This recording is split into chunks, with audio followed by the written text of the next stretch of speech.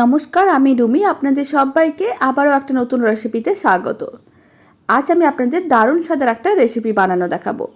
Breakfast, lunch বা ডিনারের জন্য আপনারা খুব সহজে বানিয়ে ফেলতে পারবেন। আর বানানো কিন্তু একেবারে সহজ, খেতেও কিন্তু ভীষণ ভালো হয়। রেসিপিটা শেষ পর্যন্ত দেখার জন্য অনুরোধ রইল।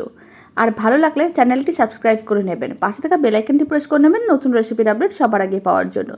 বাড়িতে বানালে কমেন্ট বক্স জানাতে একেবারেই ভুলবেন না খেয়ে আপনাদের কেমন লাগলো। আর এই রেসিপিটা বানাতে খুব বেশি উপকরণ বা খুব বেশি সময়ের প্রয়োজন পড়বে না। মাত্র 10 মিনিটের মধ্যে আপনারা কিন্তু খুব সহজে রেসিপিটা বাড়িতে বানিয়ে ফেলতে পারবেন। তো চলুন দারুণ স্বাদের রেসিপিটা বানানো শুরু করা যাক। রেসিপিটি বানানোর জন্য প্রথমে একটা মিডিয়াম সাইজের মিক্সিং বোলের মধ্যে কিছুটা পরিমাণ মুসুর ডাল ভিজিয়ে রেখেছি।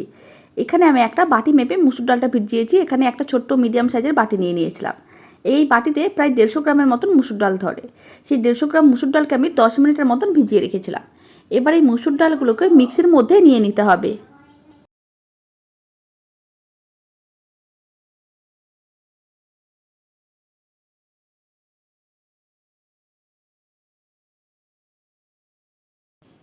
এবার মুসুর ডালের মধ্যে দিয়ে দিচ্ছি বেশ কিছুটা জল। মিক্সির জারের ঢাকনাটি বন্ধ করে খুব ভালো করে পেস্ট করে নিতে হবে। মুসুর ডালগুলোকে খুব ভালো করে পেস্ট করে নিয়েছি। আর মিশ্রণটা দেখুন, এইভাবে মিডিয়াম ঘনত্বে রাখতে হবে। এবার মুসুর ডালের পেস্টটি একটা বড় সাইজের মিক্সিং বোলের মধ্যে নিয়ে নিচ্ছি। এখন মিশ্রণটির মধ্যে দিয়ে দিচ্ছি স্বাদ অনুযায়ী লবণ। এখানে আমি হাফ চামচ লবণ দিয়ে দিলাম। আর দিয়ে দিচ্ছি সামান্য পরিমাণ হলুদ গুঁড়ো, 1 চামচের 4 ভাগের 1 ভাগ। আর লঙ্কার গুঁড়োও দিয়ে দিচ্ছি 1 চামচের 4 ভাগের 1 ভাগ। আর দিয়ে দিচ্ছি হাফ চামচ গরম মশলার গুঁড়ো। এবার আমি এর মধ্যে দিয়ে দিচ্ছি একটা কুচনো পেঁয়াজ। এখানে আমি একটা বড় সাইজের পেঁয়াজ নিয়েছিলাম আর এইভাবে ছোটো ছোটো টুকরো করে কেটে নিয়েছিলাম। আর দিয়ে দিচ্ছি 4টে কুচনো কাঁচা লঙ্কা। ঝালটা আপনারা আপনাদের পছন্দ মতন বা স্বাদ অনুযায়ী দিয়ে দেবেন। এখন সমস্ত কিছু খুব ভালো করে একসঙ্গে মিশিয়ে নিতে হবে।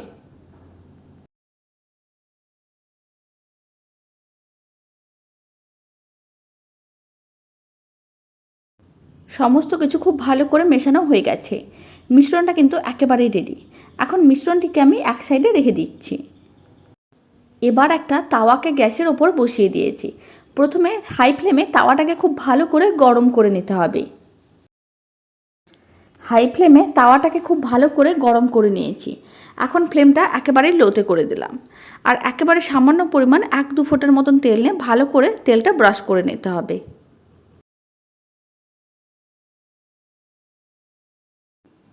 তেলটা খুব ভালো করে ব্রাশ করে নিয়েছি।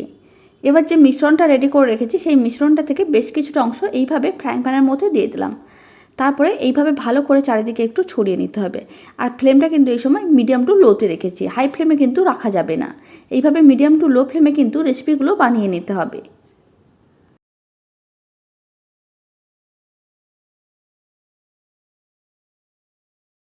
মিশ্রণটাকে ভালো করে ছড়িয়ে দিয়েছি। এখন 1 মিনিট এইভাবে রেখে দিচ্ছি যতক্ষণ না ওপরের দিকটা শুকনো ভাব আসছে। এখন আমি আপনাদের 1 মিনিট পরে দেখাচ্ছি। ওপরের দিকটা কিন্তু শুকনো ভাব চলে এসেছে। এখন প্রথম সাইডগুলোকে এইভাবে আলাদা করে নিতে হবে। তারপরে উল্টে পাল্টে হালকা লাল লাল করে ভেজে নিতে হবে।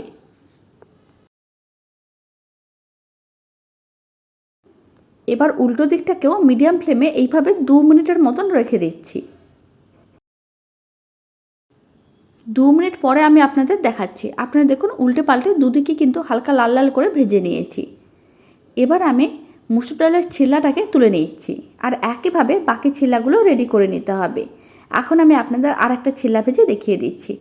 আবারও 1-2 ফোঁটার মতন তেল নিয়ে ভালো করে এইভাবে ব্রাশ করে নিতে হবে। আপনারা এই রেসিপিটা একেবারে তেল ছাড়াও বানাতে পারেন। ননস্টিক প্যানের মধ্যে যদি আপনারা বানান তাহলে কিন্তু কোনো রকম তেলের প্রয়োজন পড়বে না। শুধুমাত্র মিশ্রণটা নিয়ে চারিদিকে ভালো করে ছড়িয়ে নিয়ে এইভাবে উল্টে পাল্টে হালকা লাল লাল করে ভেজে নিতে হবে। আবারও ফ্রাইং প্যানের মধ্যে কিছুটা পরিমাণ মিশ্রণ নিয়ে এইভাবে চারিদিকে ভালো করে ছড়িয়ে নিচ্ছি। তারপর একইভাবে উল্টে পাল্টে টাইম নিয়ে লাল লাল করে ভেজে নিতে হবে।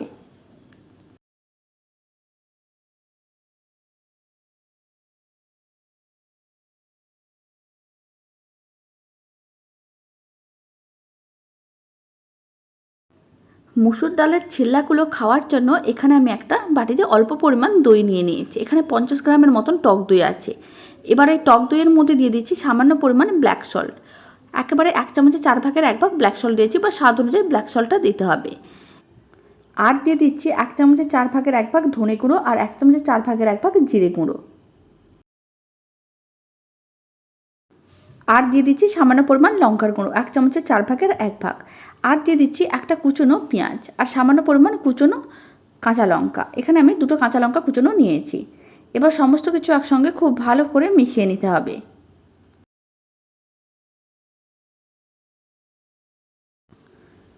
টক দইয়ের রায়তাটা কিন্তু একেবারে রেডি। এখন আমি এক সাইডে রেখে দিচ্ছি। আর এদিকে মুসুর ডালের ছিল্লাগুলো কিন্তু ভাজা হয়ে গেছে।